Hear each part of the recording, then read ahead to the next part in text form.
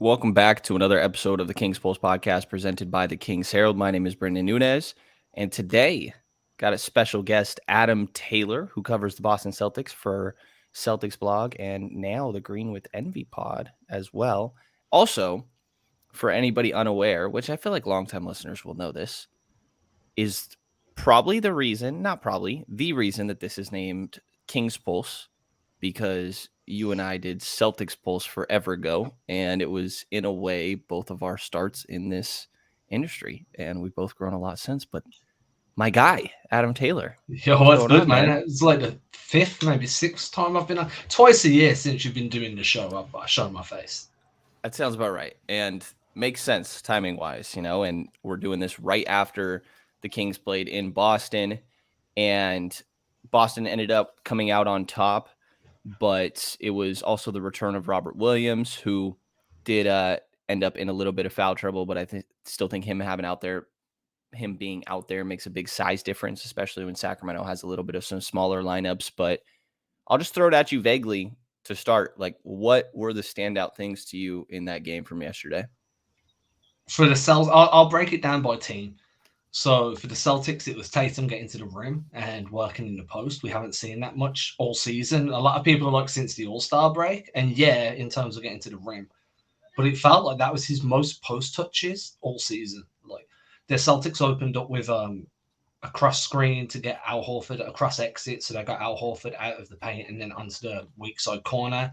Put Tatum up on the post with an empty side on the strong side, so it was like a pinch post action. And then they go from there, and then you see Tatum kind of working between low block and high block. And his size, his position, he's usually got a mismatch. He can match up. He was guarding Sabonis for a stretch. So I think that was a big standout. The Celtics also went to a switch everything system, which I felt like helped limit the DHO threat from Sabonis and from the Aaron Fox. Flipping over to the Kings side of things, the standouts were really Sabonis is just a beast. Like, I don't that shouldn't be a standout. Like it's everybody knows it, but when you only see him play twice a year, like you know what it's like covering a team yourself. You kind of focus on that team, and maybe you'll focus on a team that they're about to play. So you don't really see much of other guys around the league. So Sabonis really stood out to me. Just the amount of DHOs you run with him as well. Like he's just he is your trigger man, right? He It's runs nonstop. everything. Yeah. Yeah. The Aaron Fox was good. I thought you guys run some good sets. There's a lot of stuff you do there action wise that was really fun. Defense was just we knew coming in it was going to be a shootout, but defense just felt like it was just any time you wanted to get to the rim you could. Which brings us back to a discussion we had earlier in the week when you was over on the Green with Envy show, where your season variance does look very similar to what the Hawks did, where it's going to be matchup dependent once you hit the postseason. Yeah, I want to start with you say it's the most post ups you've seen from Tatum maybe all year.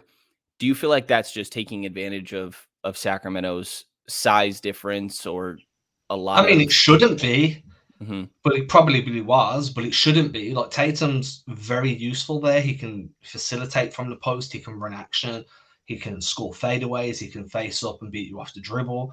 Like a lot of Celtics fans have been calling for them to run more through Tatum on the post. I tweeted this out earlier. A lot of his shot diet recently has been pull up threes. He's shooting 29% on pull up threes. Like, no. Like if you're scoring off the catch, fine, but for the rest of the time, I want you driving or attacking out of the post. So yeah, I definitely think that there was some scheme there, some scouting there. But ideally, I'd like that to be like the success they saw from it. I'd like them to kind of start building on top of that instead of moving straight away from it. Yeah, that definitely makes sense to me. And on the other end, you kind of mentioned switching everything for Boston, and I think that Sabonis ideally is the type of guy that you struggle to switch against, but Boston just has so much size. Like there's a time out there yesterday where I'm like, Tatum might be as tall as Sabonis. Sabonis is big, but he's not like a Joel Embiid, Giannis out there. He's not a ginormous human in that same way, and he really might be the same size as Tatum, which I think is more so of not Sabonis being shorter than listed. I think that Tatum is tall, man. Wasn't there something about like he's grown X amount since coming into the league even? Yeah, dude. Like he's 6'10" now, so he's the same height as Robert Williams. Yeah, So let that sink in. Like him and Robert Williams are the same height. And I remember the joke I had when I came back from Boston last month was like, I remember walking, I'm 6'3", and I remember walking past Tatum and being like, I don't even come up to the dude's shoulder. Like he's just tall. Like it's ridiculous. And that in part is why the Celtics seem to have a size mismatch across the floor. You have Jaylen Brown, who's traditionally a free playing at the two. You have Tatum that could play 4 or 5 size wise, playing at the three. And then you have Al Horford and Robert Williams in there, or Grant Williams and Al. There's just so much size on there that it really is difficult to find a mismatch in terms of like body on body. there was a time where it was Malcolm Brogdon, Jaylen Brown, Jayson Tatum, Al Horford, and Robert Williams against De'Aaron Fox, Terrence Davis, Malik Monk, Keegan Murray, and Domantas Sabonis. And I was like, I think 3 players on Boston are as big as Sacramento's center right now. And the And crazy part is, like, outside of Robert Williams, everyone on that in that lineup can pass, dribble, shoot at a high level. They're all 3 level scorers. They can all screen for each other. They're all very viable, like short roll guys to create actions out of on the short roll. And that's where Boston really made an impact to start the season, right? Like everything they did was based around the fact that Robert Williams was injured. You had Al at the 5, which meant you have 5 ball handlers, 5 decision makers. You can run at pace and you can score from anywhere. It was only once Rob came back and they reincorporated him back into that starting 5 that Missoula's offensive scheme started to fall apart a little bit, because now you didn't have 5 ball handlers. It just got a little bit weird. yeah, definitely makes sense. And I want to get to one of the clips. I have 2 clips here, each about, just 30-second clips or so from Jaylen and Jayson post game. And just starting before we move too far on from the switch everything little conversation that we had, and specifically how that relates to Sabonis. I got to ask Jaylen about that yesterday. So here is that clip. Jaylen, you guys were obviously able to come out on top tonight, but what sort of unique challenges does Domantas Sabonis present when you switch as much as you do? Yeah, Sabonis is a dog, man. I've been a fan of his game for a while now. How physical he is, and how he is, patient but deliberate, finds his guys. Those DHOs is tough, especially if you don't pick him up above the 3-point line. If he gets too low, he can put you in a bad spot. But I think tonight we tried to keep him as far away from the basket as possible, and he still managed to affect the game. What do you have, a triple-double tonight? Yes, he did. Yeah, so Sabonis is a dog. I'm a fan of his game.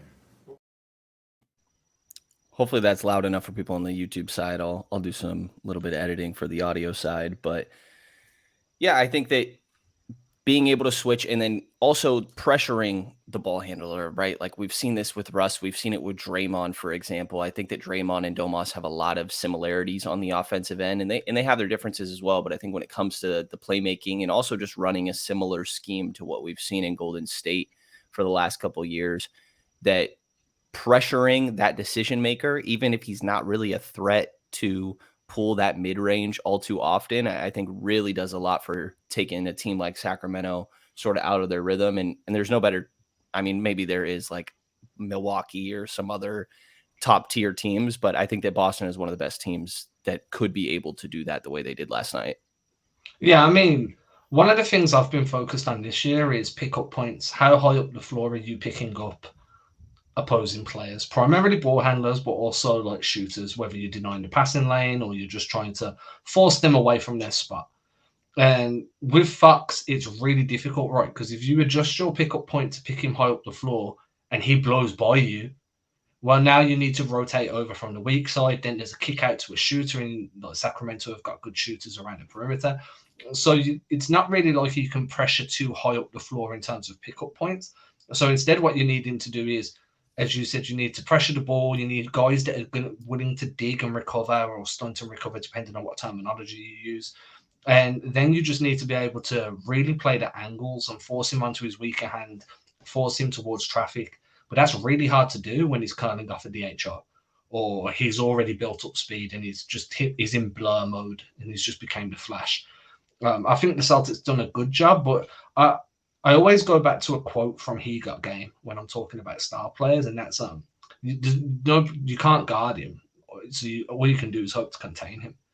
And when it comes to someone like Fox, Sabonis, Tatum, Brown, your game plan is to contain them. Come in with a number in your head, like 25, and be like, right, if we keep him below this number, we did good. If we didn't, well, we messed up. Yeah, I don't think Tatum's number was 40, so they probably didn't do a great job from Sacramento's point of view. I mean, who knows? I guess Mike Brown's always going to come in with high expectations, but if we're being realistic about how much Sacramento can do to stop him when it comes to personnel, maybe the number is 40. But no, But if you shut obviously, everybody else down, yeah, then, like whenever the Celtics play Giannis, I tweet the same thing out. Let Giannis be Giannis. It's everybody else that's going to finish the game. Like Giannis finished with 40 points, 10 rebounds, 10 assists. Cool. So he's made, say, all the assists are on twos, just for argument's sake. So he generated 60 points on his own, including the 10 assists. As long as you shut everybody else down and you score more than 60, you should be okay. That's generally my attack. And I think that we've seen a couple instances where like Sacramento's coaching staff is with you there. I think just against Milwaukee, they had the same theory, but then they let Chris Middleton get a couple easy ones in the beginning of the third quarter. And then it's like, okay, that guy took them home. And I think that you kind of saw that in this game with Boston too. I know that Jaylen's another one of those guys, like you just hope to contain, but I thought he really got going. And then both teams were just shooting the crap out of the ball, man. There were times, especially that first quarter, I was like, okay, I guess we're racing to 140. Like, I don't know what's going on here. I don't want to hear no more complaints about the All-Star game because neither team was playing elite defense. No, not at all. And yeah, I think it just came down to like the possession game, right? I think the offensive rebounds stood out a lot, and that number ended up evening out to where Boston did only get one more, but second chance points, Boston got 17. Sacramento got 5, so just converting on your offensive rebounds. And the turnover battle, it's the least amount of turnovers that Sacramento's forced any team into, being 5 for Boston and 14 for Sacramento of their own. So I thought that stood out a lot. I want to get to one other quote that I have here from Jayson Tatum, and I think it will lead into a little bit of a Coach of the Year conversation, because I thought Mazzulla was the guy head-to-head with Mike Brown to me before, but I think that opinions have updated, so I want to get your thoughts on that after this quote. Nosedived.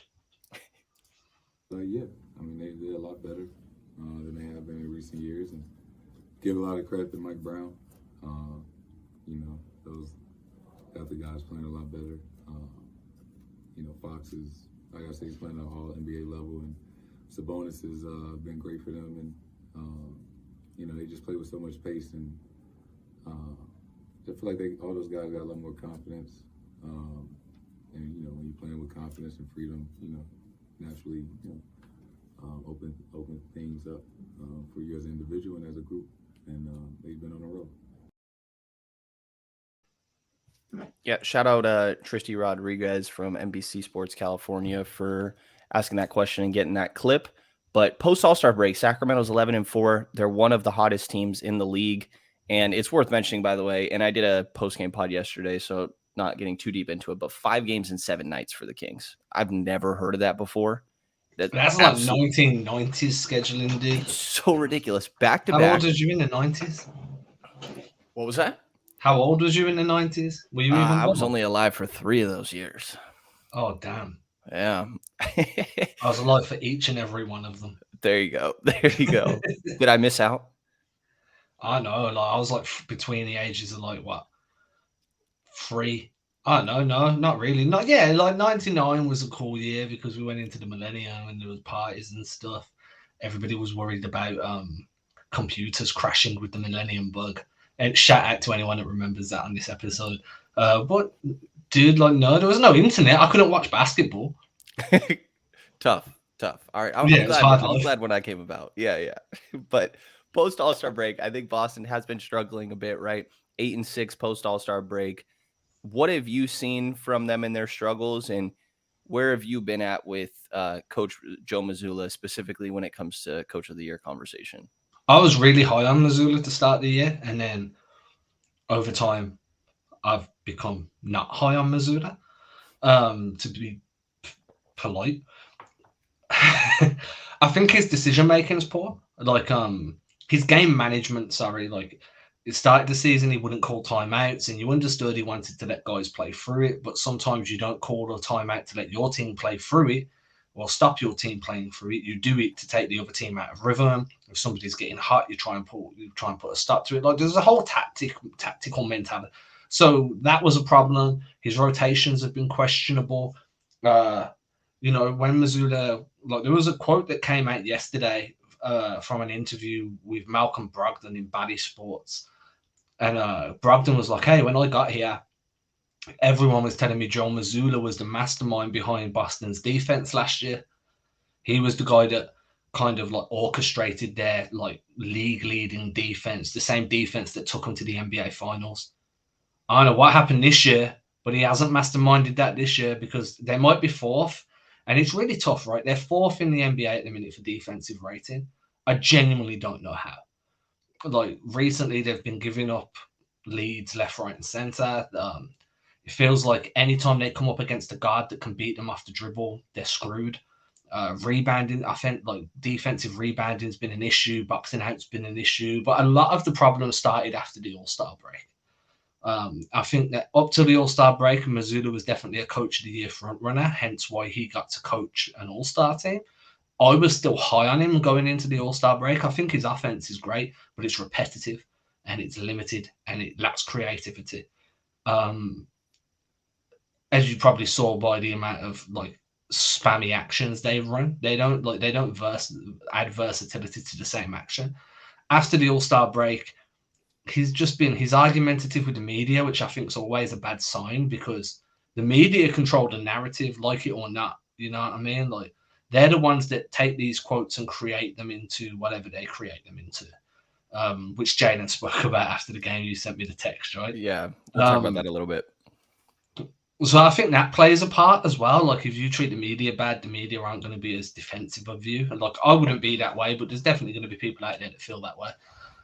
But yeah, like I don't know. I just think Mike Brown's done a better job with less talent, and I wouldn't say less talent in terms of like your top end guys are all really, really good. But Boston has 8 genuine starting caliber guys in their rotation. So Mazzulla's done what he should have done. A lot of the Celtics fans are like, you could have dropped anyone into that situation and they would have won 30 to 45 games just because the talent's there. Yeah. Brown came into a team that had Luke Walton and Alvin Gentry and turned him into a team that looked like they'd been coached by Steve Kerr for the last 5 years. So, you know, I think Mike Brown should be coach of the year. I don't think that should be in question.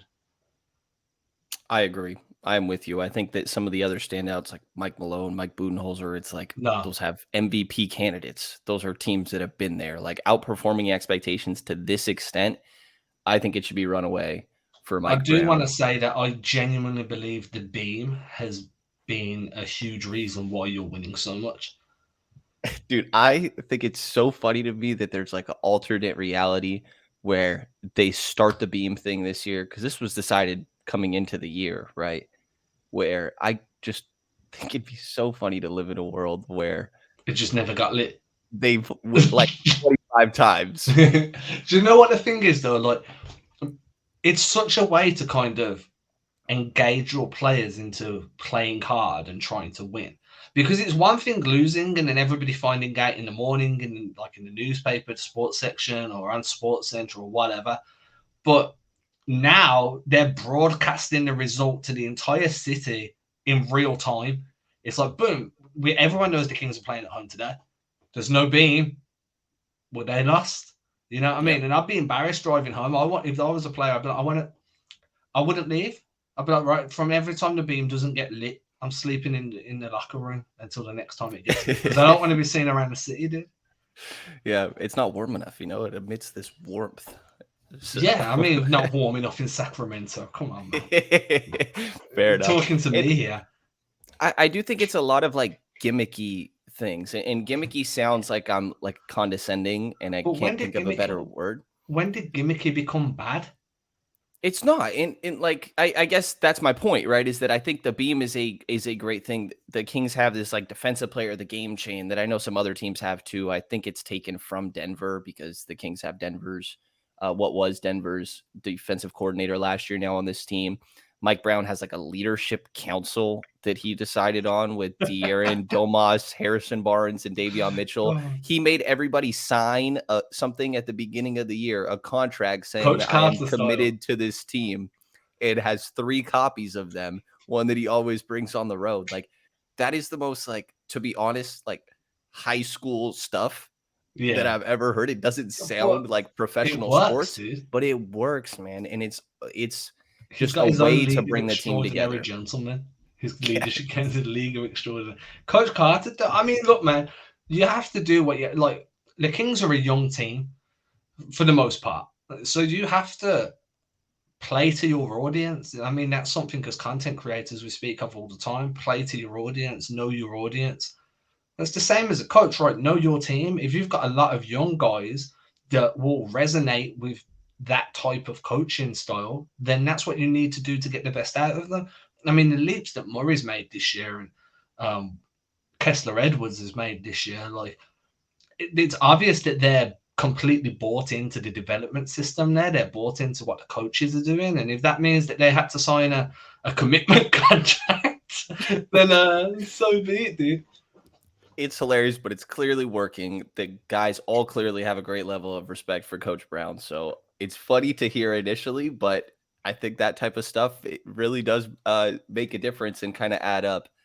I guess last thing before we get into this all NBA conversation, which was supposed to be the primary thing, but of course we're gonna touch on all this stuff as well, is these Jaylen Brown comments recently. And Logan Murdoch of the Ringer wrote this long piece, and an extremely long piece, by the way, that I thought was great. Interviewed so many different people. He talks to Kyrie about his time in Boston, and Jaylen gets to talk about his time with Kyrie and clears up a lot of things with like Jaylen's agency that there was a lot of drama surrounding initially that he ended up leaving. Like an extremely long piece that touches on so many topics.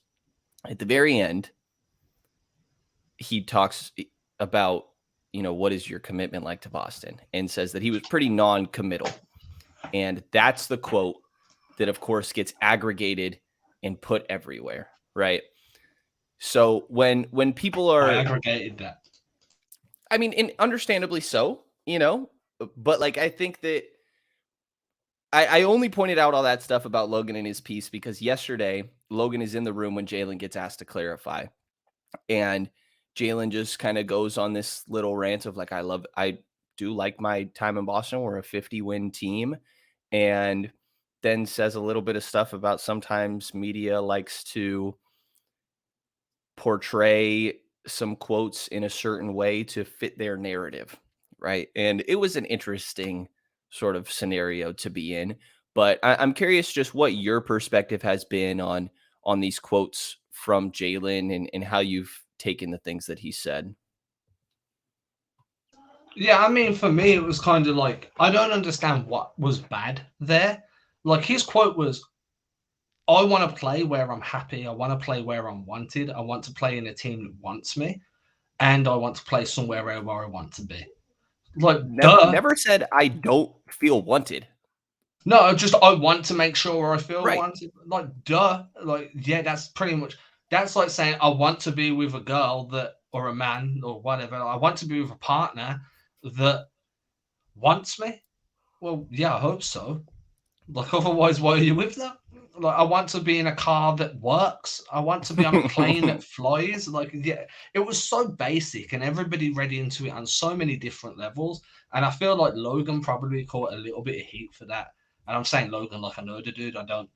But I feel like he probably caught a little bit of heat for that, just because of how everybody else conceptualized it or contextualized it in their own minds. And obviously, Brown for the Celtics has been a discussion point all season. Is he going to stay? Should they trade him in the offseason to recapture some assets in case he decides to leave? Like, a lot of Celtics fans, like, Brown has been the best player for Boston since the All-Star break. A lot of Celtics fans will tell you that they would much rather trade him than lose him, because if you lose him for nothing, well, you're still in tax trouble. Like, you're not going to have the same core. You're not going to be able to sign someone off free agency at that level because you just won't have the cap space. You don't have the draft picks to make another move. So a lot of fans have been talking about potentially could they have to trade him. So when this came out and he hasn't just outright said I'm re-signing in Boston, which everyone should know better than because of the Kyrie time. And the Al Horford time when everyone thought Al Horford was going to sign and he ended up joining Philadelphia as kicking the nuts. I think that people just read into it a bit too much. Whether or not he stays is completely on Jaylen, but he never said he wasn't going to stay. Agreed. And I think that Logan caught some unnecessary crap for that. And I see why it's frustrating for Jaylen. Like, I posted that clip that I played of Jaylen earlier, and instantly everybody's like, future Sacramento King, because it's just like he just had these comments. And like, I see something on Bleacher Report right here 2 hours ago from this piece that Logan put out on the 21st.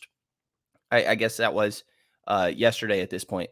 But it just says Jaylen Brown on his future with the Celtics. The full quote is, I don't know, ...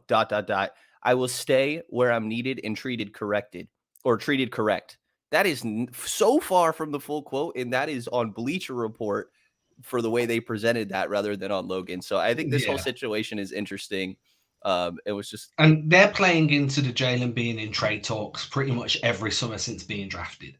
Yes. You know, he was in trade talks for Kawhi. He was in trade talks for Paul George, I think. He was in trade talks for Anthony Davis. He was in trade talks for Kevin Durant twice. 3 times, maybe. All these MVP caliber players. What do you mean? How dare you want to trade a secondary star for an MVP candidate? How dare you? But yeah, I just think it was taken out of context. And I don't think it was a Logan's article. I do also think that Jaylen Brown is the perfect type of guy for the Sacramento Kings team. Just saying. I think Keegan Murray, Harrison Barnes, and draft picks. Let me know. No, it'd have to be Davion Mitchell. Oh, fine. I don't care. Hold on, that was tough, but it'd have to be Davion Mitchell, Keegan Murray, and Kessler Edwards. I want your entire young core.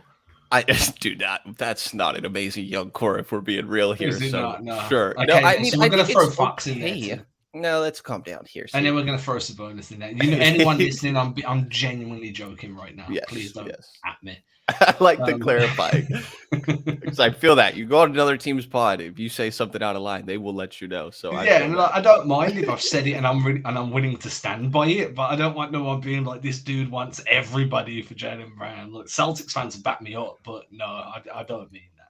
I think there's a lot of Kings fans that like, we don't need to get too deep in the conversation. I think, as we just said, like, I don't think that it needs to be like a huge conversation right now or anything with like trade Jaylen, but anybody that says they wouldn't include Keegan Murray, I think is crazy, is what I'm going to leave it at. But the reason I said Davion Mitchell is because Smart showed a little bit of regression this year. He's nearly 30, and Davion Mitchell is one of the closest things you're going to get to a Marcus Smart. If he had 4 more inches, he would be one of my favorite players, man. But if if it was possible to get like a Tyrese Maxey instead, and I laughed because when you suggested Maxey at draft night that year, I was like, no. And now I'm just like, man, why couldn't I get Tyrese Maxey? Well, we don't need to talk about my Peyton Pritchard take, so it's all good. I've left that alone for a few times now. I appreciate you there. So the second part that I want to touch on here with you is just all NBA teams, because as in like all NBA as in like every team in the NBA, or all NBA as in the all NBA at the end of the year? And I realized as in the awards at the end of the year, and I realized my mistake in that wording, or like the way that could be taken, because I tried to look up like what some people feel right now, and I just ended up with a list of 30 NBA teams on Google, and I was like, what the hell is this? When you said you were okay with all NBA teams on your text, I was like, yeah, I could talk about some other teams. If I knew that you meant actual all NBA teams, I would have wrote them down. Oh, got you. My bad there. I came in here ill prepared, dude. Like, you need to be better at clarifying. That's totally my fault. That's totally my fault. If you're okay with it, we'll walk through what I have listed. I'm just going to say agree or disagree. I'm not even going to try and put mine together on the fly. Okay, there's too many variables. That's why I was confused in how you were responding. That makes a lot of sense.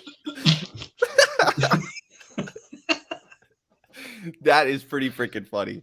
You thought I was just gonna sit here and be like, yeah, okay, Atlanta, Brooklyn, Boston. What do you got? So then Charlotte. When we came on air before we started recording, and I'm like, I've primarily watched the Celtics, but I've dabbled with other teams, and you're like, that's cool. I'm like, yeah, all NBA is in. Like, I thought you wanted it to be like, what teams in the East are the biggest threats, what teams in the West. I didn't realize you meant like all NBA is in like Who's first team, second team, and third team? Got you.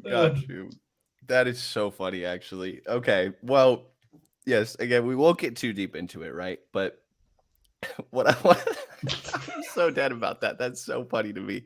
A lot of our conversation makes so much more sense now to me. Okay, so the first thing that I looked up is on last year's ballot. What's the least amount of games somebody played and made the team? Because that's a I'm gonna say like point 35. of contention. 35? Come on, no way. No way. I mean, some of these voters are nuts, bro. They're probably still voting like Michael Jordan in on first team all of. Somebody with 35 probably got a vote, but nobody made the team. Okay, let's be more serious. I'm gonna say 60. 55. Okay. But it's Kevin Durant. I think there's an aspect of like, okay, but it's this guy, right? There's 56 also, but it's LeBron James. And then the next one, and by the way, those guys didn't make first team. KD made second team. LeBron made third team. And then Ja Morant was the other one that was close.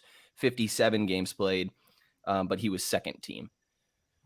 So I tried to kind of, when I had my pool of players here, go roughly off those numbers that like, because I felt like it's so much easier to draw a hard line rather than figure it out. And it's more so have me like Zion with one game in 10 million years. Right. Yeah. And it's more so me attempting to predict what I think would happen rather than my own awards, which I don't know what really the difference is. I guess they're similar, right? No, they're exactly the same. Yeah, they really are, actually. Once I said it out loud. Okay. First team. I think there's 4 super obvious ones in my mind. Luka Doncic. Yeah. Who's a guard. I'm going to leave the other guard spot open for now.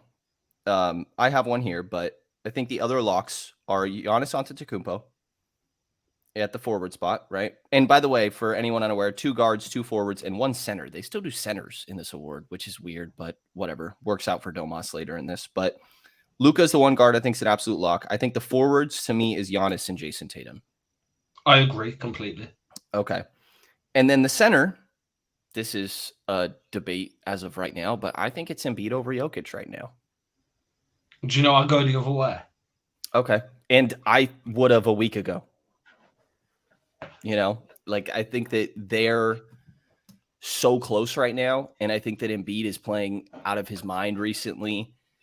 And the Nuggets are looking like the Kings on defense as of late.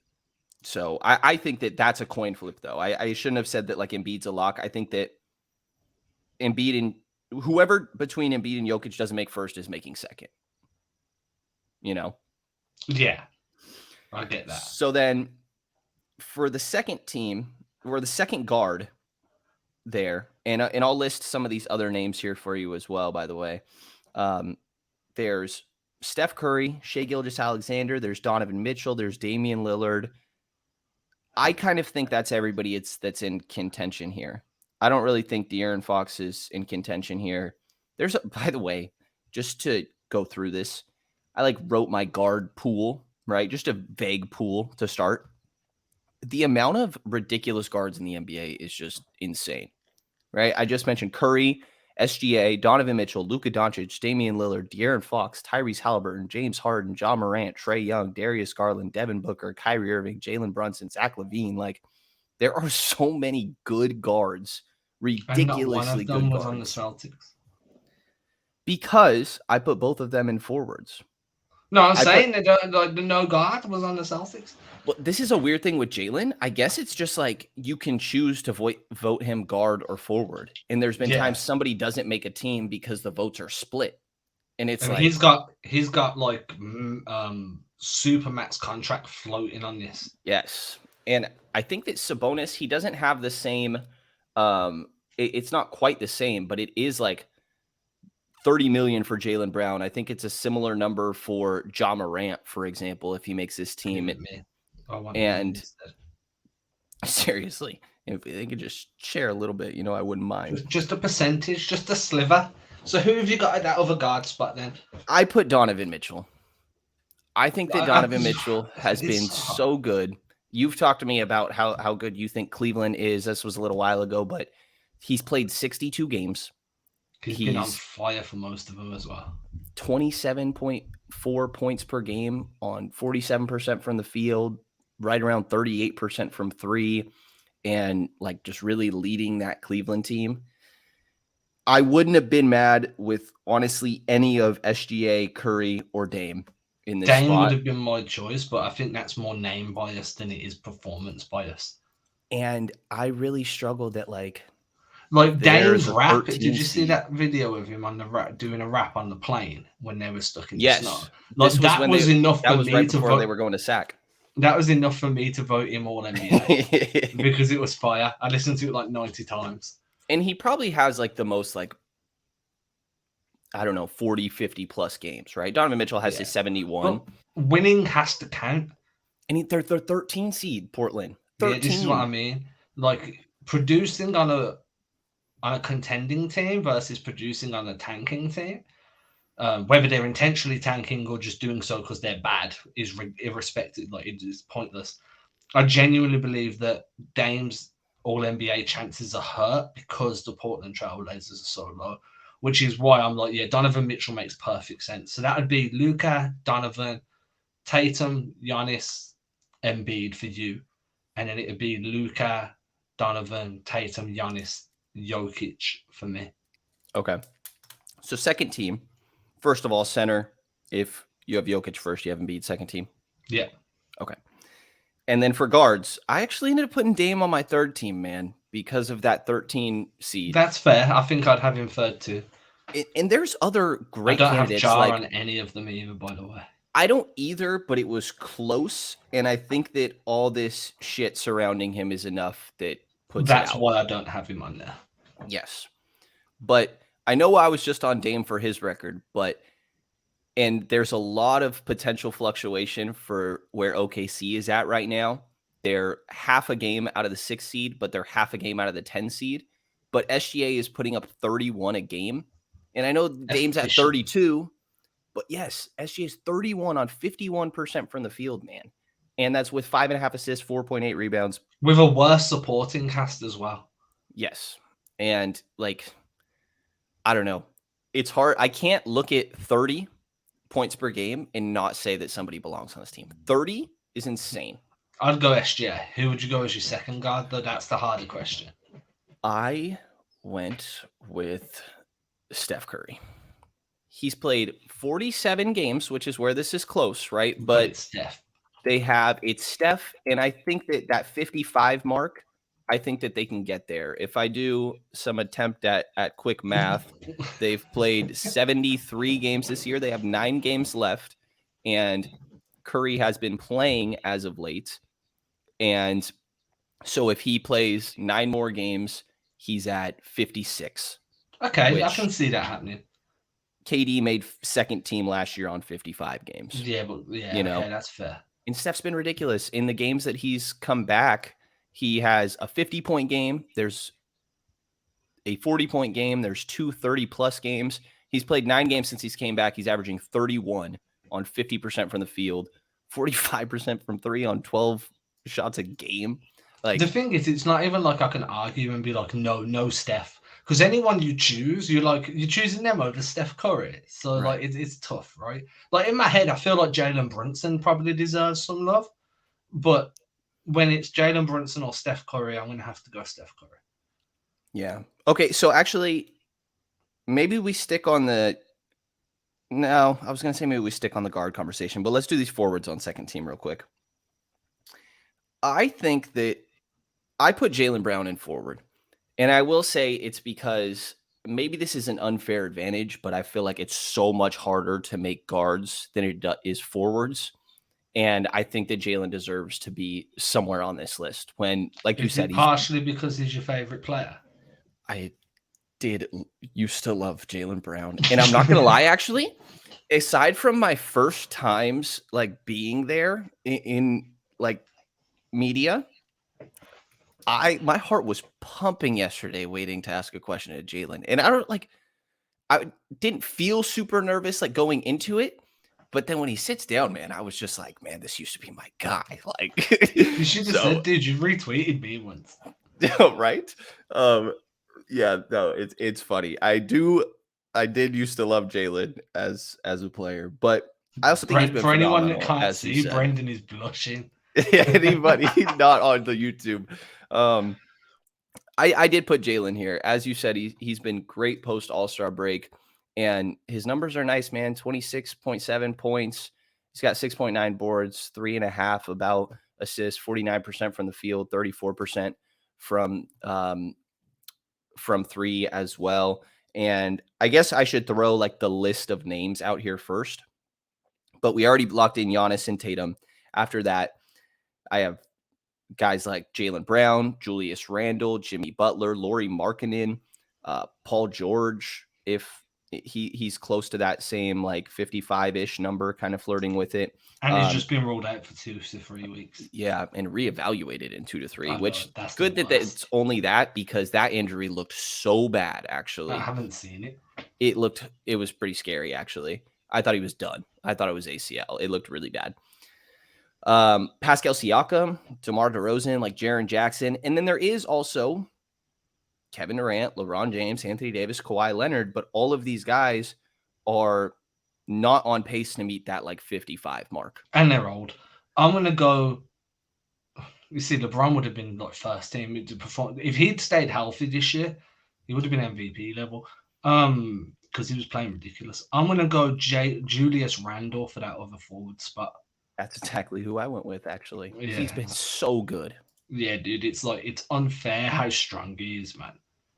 And By the way, the Knicks use him very similar to what Sac used Sabonis as like an initiator. That word trigger man has become kind of common nomenclature in NBA circles recently. It's the same thing.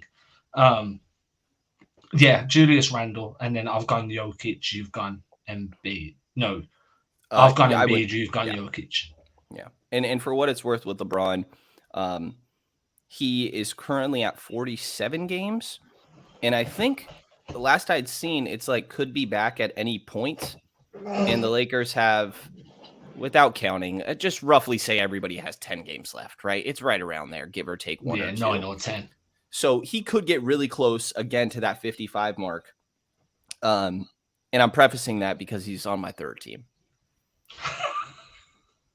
Okay. And also, I don't know. How do you feel about like Jimmy Butler, Pascal Siakam compared to these guys? Jimmy was a popular one I saw, but I'm like, I don't know, man. He was struggling hard to start the year, dude. And I'm just like, I want consistency if I'm going to put you in an all-NBA team. And Miami's just not been. I think they've actually been one of the more disappointing teams this year compared to there's no balance to their roster. There's no. And that's not on Jimmy, but like I couldn't get there. So I guess since I started on forwards, I did go with LeBron. I didn't put. It was tempting to look at like Pascal Siakam or even Jaren Jackson Jr., man. I don't know if people would put him as power forward or center. Missed a lot of the season. OG's on a losing team. Yeah. So I did go LeBron there, and then I thought the other one was pretty easy for me. I put Lauri Markkanen. He's played 63 games. So you snubbed Durant completely.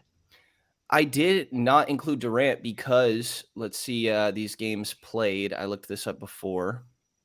Where did we go? Are we not using the but it's Kevin Durant qualifier? I think some people will.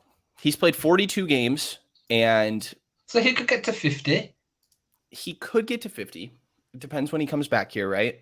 Yeah. I mean, I'm gonna go LeBron and KD because it's LeBron and KD. But I think that very fair. Lauri Markkanen has been very, very, very good. And Chicago also, are very, very, very sad about it. I think some people will also say, what is Kawhi's or Paul George, by the way, obviously just went down. He has 56 games played already, though. I think that I haven't seen Kawhi all season, to be honest. Like, I haven't watched any games where he's been on the floor. Yeah, he's played 44, and he doesn't play back-to-backs. I think they have 9 or 10 left. So that's going to be a close one. Again, I just drew that hard line because it felt easier than like trying to be subjective with all of these. The other one, I do want to shout out Pascal Siakam because I think the jump in his playmaking has been just Good. amazing. Yeah, this he's year. definitely improved. Yeah. So then for my third team, guards, I do have Damian Lillard. Again, Luka, Donovan Mitchell, SGA, Steph Curry, and then Damian Lillard. And after that, I don't know what to do. Jaylen Brunson. I think that Devin Booker deserves a shout. Do we not choose Because- Booker? See, this is my Eastern Conference like bias, right? Like Booker should definitely get a shout over Brunson. But Booker's played 44 games. He is back, and he could reach right around that 55 mark. But Booker's averaging 28. I'm like, I don't know what to do with that. What's Brunson averaging? Brunson currently is 64. Where am I? Here he's averaging 23. But yeah, he has played 64 games. He's played 20 more games than Jalen Brunson, like.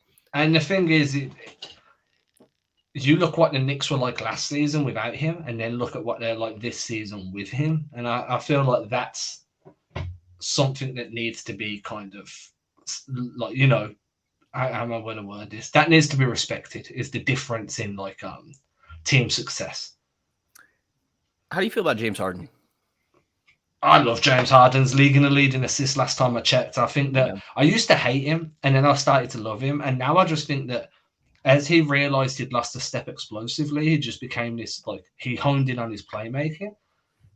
I would be very happy to say screw everybody else and Harden gets that All-NBA third team nod. And I think when you're leading the league in assists, you deserve to be on an All-NBA team. He's averaging, what is it, right around 20 and 10? Let me see here. Yeah, 20.1 and 10.8 with 6.8 rebounds as well on 44% from the field. Yeah. And to see his sort of change his style a bit, I think deserves some credit too. Let's go Harden. So we'll go Lillard and Harden. Well, okay. I have to mention De'Aaron here.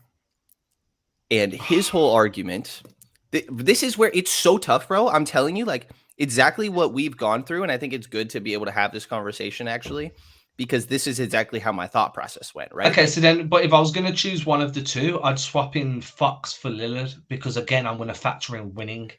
Which, yeah, might be the argument, but 32. 32 on a team that's not winning. Yeah. No, that's fair. That might as be well the way to go. 4. It's making the same difference. That might be the way to go. Or maybe even Book over Dame. Like, nah, I'd go De'Aaron Fox over Book for playing time. Yeah. De'Aaron has played, let me see exactly how many games he's played this season. He's hardly missed any for the team this year. He's played 65 games, and he's averaging 25, 51% from the field. It's the clutch. It's the clutch numbers. He's leading the league in clutch points. He's ridiculously efficient in the clutch. And the Kings are in the clutch games way too often. Tatum gave him a stamp of approval for All-NBA after last night's game. He did. I'm going De'Aaron Fox. I'm going De'Aaron Fox, and I'm going the other person that I said. James Harden.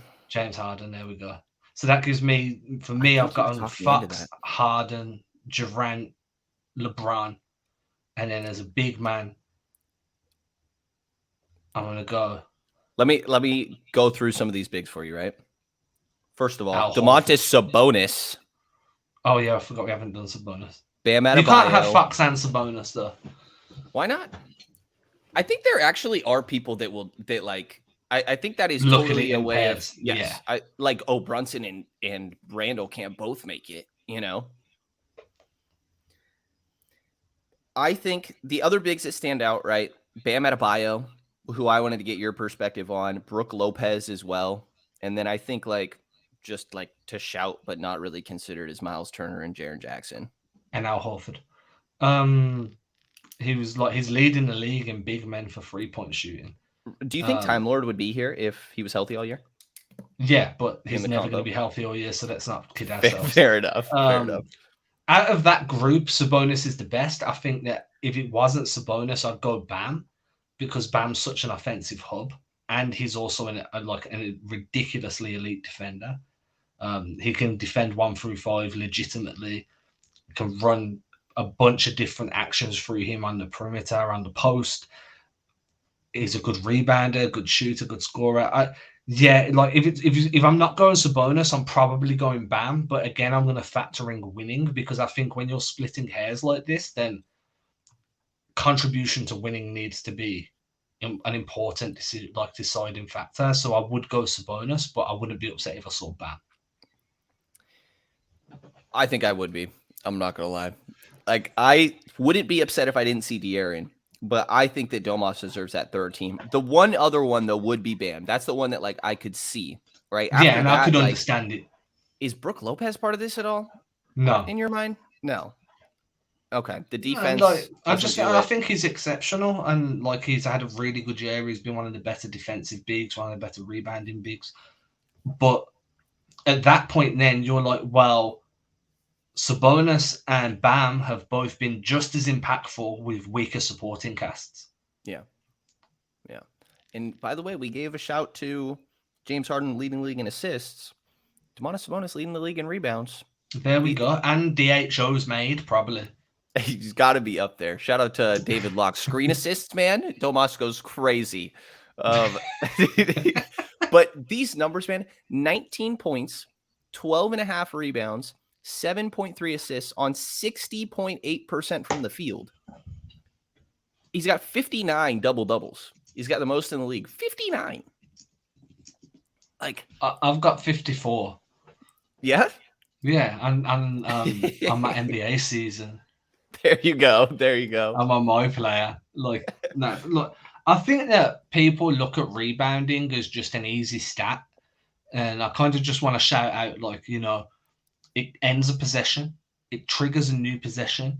If you're an offensive rebounder, then you're limiting the opponent's chance of a transition play, which means you're taking away the need to get back, which means you're saving guys' legs. If you do that consistently, you're probably saving multiple miles a season of wear and tear on people's body. Then you've got your kick-out opportunities. You've already got the defense in the paint, so you can create threes. I think that rebounding is one of those things that a lot of people look at on the box score and like, yeah, he just grabbed the ball and he bounced off the backboard or off the... No, like they're very integral into a team's chances of being successful.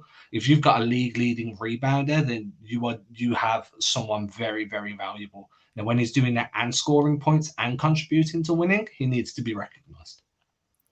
I agree. So to walk through the teams here, that you did talk me into adjusting a bit.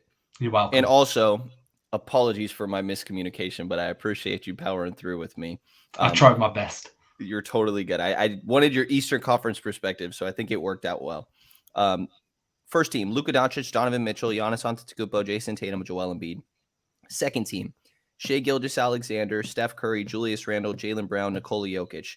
You and I had Embiid and Jokic swapped for those teams. Third team, you talked me into taking Dame off, which is tough, but somebody is going to get left off. One or two fan bases, probably freaking 5 fan bases, are going to be pissed off that their guard didn't make it. Screw sad. They're going to be fucking mad. They're going to be pissed off. And that might be Sacramento, I will say, but ended up settling on James Harden and De'Aaron Fox. I went Lauri Markkanen and LeBron James. You went Kevin Durant and LeBron James. That's fucking so funny to me. I'm saying I put Lauri Markkanen over Kevin Durant, but I sticking with it. And then Domantas Sabonis third team. So I appreciate you doing this with me, Adam.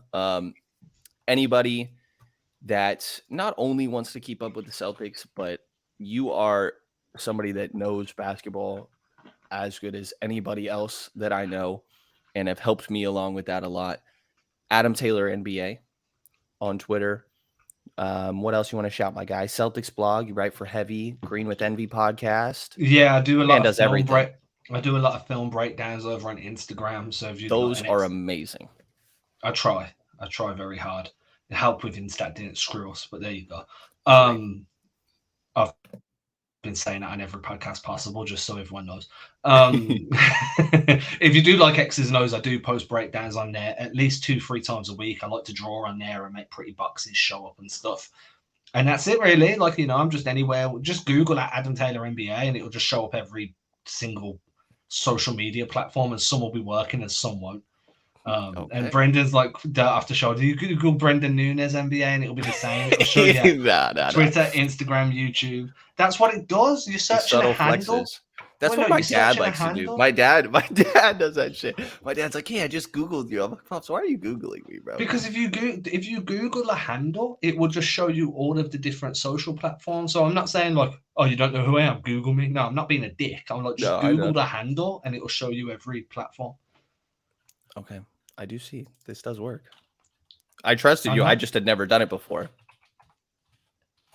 Gotcha. You say this, but I'm sure you're the one that told me if you Google your handle and then click news, you can see things that have been aggregated about you. News? No. Maybe I did say that forever ago. Maybe I did. Oh, this is That's interesting. the one. If you want to do an ego stroke, that's the one you do. Sports Kita comes up, man. That's a throwback. All right. Well, again, Adam Taylor, appreciate you hopping on, man. Always good catching up with you. Everybody, be sure to take a look at the Kings Herald for all the great content from the guys and gals there, and take a look at their Patreon to support local independent Kings coverage. And if you enjoyed this episode of the Kings Post podcast, please subscribe, rate, and review, and hear from me again next couple days.